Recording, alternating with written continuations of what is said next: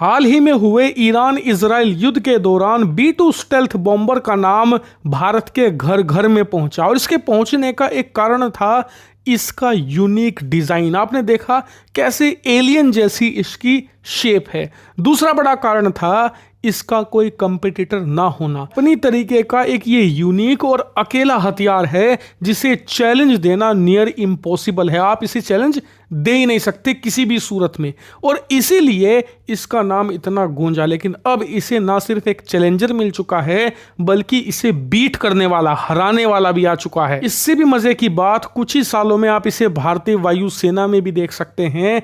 इसको लेकर कंक्रीट खबर सामने आ चुकी है। खबर मैं आपको बाद में बताऊंगा, पहले हथियार के बारे में जान लीजिए। तो जैसा कि आप स्क्रीन पर देख सकते हैं, यह है रूस का एक स्टेल्थ बॉम्बर पाक-दा। जी हाँ, ये रूस का एक बहुत शक्तिशाली स्टेल्थ बॉम्बर है जो कि लॉन्ग डिस्टेंस पर जाकर स्टेल्थ रहते हुए, यानी कि रडार की पकड़ में ना आते हुए, दुश्मन पर हैवी बॉम्बिंग कर सकता है। और हाँ, पाक-दा नाम से ये मत समझ लेना कि इसका कोई कनेक्शन पाकिस्तान से है, नहीं।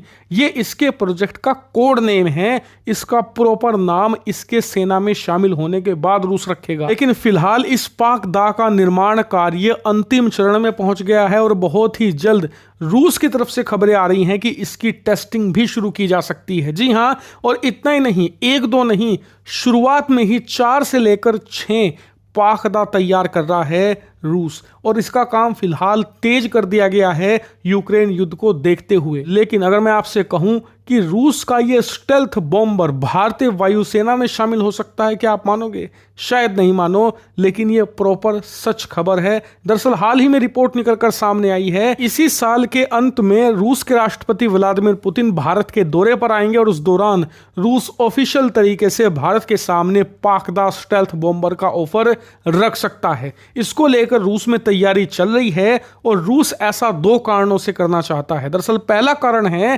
कि रूस की इकोनॉमिक हालत खस्ता हो चुकी है यूक्रेन युद्ध की वजह से। ये जो अमेरिका में नई सरकार आई है डोनाल्ड ट्रंप की, वो रूस पर और कठोर प्रतिबंध लगाने जा रही है और आने वाले समय में रूस की अर्थव्यवस्था की हालत आपको और बदतर होती दिखेगी। इसीलिए अगर उसे इस पाक-दा स्टेल्थ बॉम्बर को बनाना है तो ढेर सारा पैसा चाहिए, क्योंकि एक तो स्टेल्थ हथियार को बनाना बहुत मुश्किल काम है, बहुत पैसा जाता है इसकी रिसर्च और डेवलपमेंट में। हाँ, वो बात अलग है, अगर आप चीन जैसे देश हो तो चोरी करके टेक्नोलॉजी आप हथियार तैयार कर सकते हैं, लेकिन रूस जैसे देश के लिए ये आसान नहीं है, क्योंकि वो ऐसी चीजें बनाता है जो ओरिजिनल है, जो दुनिया में पहले शायद ना देखी गई हो। इसीलिए रूस अगर पाक-दा को लार्ज नंबर में बनाना चाहता है, यानी कि उसकी ख्वाहिश है कि 50 से ज्यादा स्टेल्थ बॉम्बर उसके पास हो, तो ऐसे में उसे चाहिए होगा ढेर सारा पैसा, और फिलहाल वो पैसा उसे भारत से ही मिल सकता है। हालांकि कई लोग कहेंगे कि यार चीन भी तो दे सकता है, तो देखिए,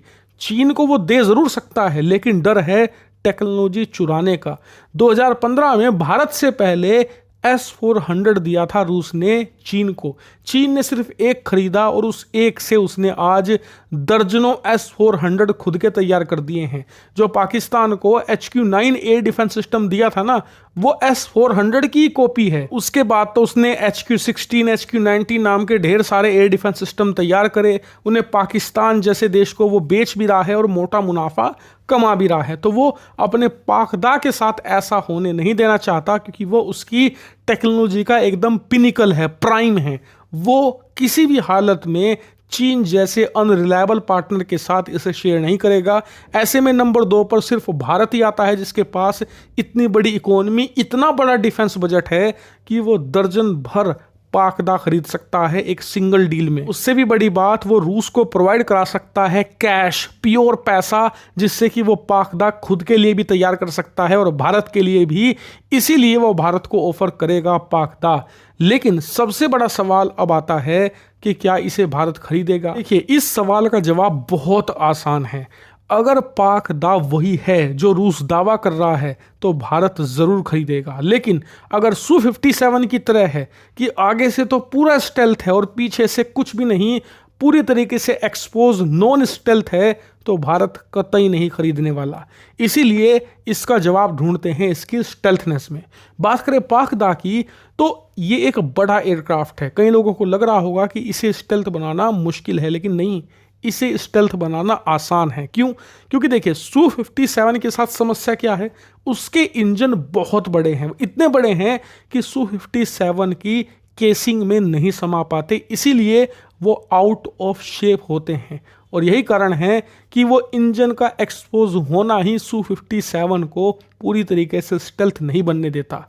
पाकदा की बात करें तो इसका साइज काफ़ी बड़ा है, इसे बड़े इंजन ही चाहिए। ऐसे में अगर Su-57 से बड़ा इंजन भी उनके पास है तो वो आसानी से पाकदा की स्टेल्थ केसिंग में फिट कर देंगे। इसमें रूस को किसी भी प्रकार की समस्या नहीं आने वाली। और इसके अलावा जो दूसरी बड़ी कैपेबिलिटी होती है स्टेल्थ विमानों की, वो होती है इंटरनल बे और स्टेल्थ कोटिंग। दोनों रूस के पास हैं और बहुत अच्छी क्वालिटी की हैं, इसीलिए पाकदा एक बेटर स्टेल्थ एयरक्राफ्ट होगा। कि कई लोग कहेंगे कि फिर आत्मनिर्भर भारत का क्या होगा, तो देखिए आत्मनिर्भर भारत में हम बाकी सभी हथियार बना रहे हैं, यहां तक कि स्टेल्थ लड़ाकू विमान भी बना रहे हैं।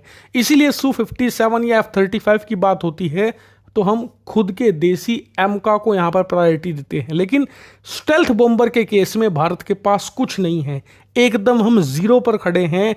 कोई हमारा अपकमिंग प्रोग्राम भी नहीं है जिसके तहत हम खुद का स्टेल्थ विमान बनाएं।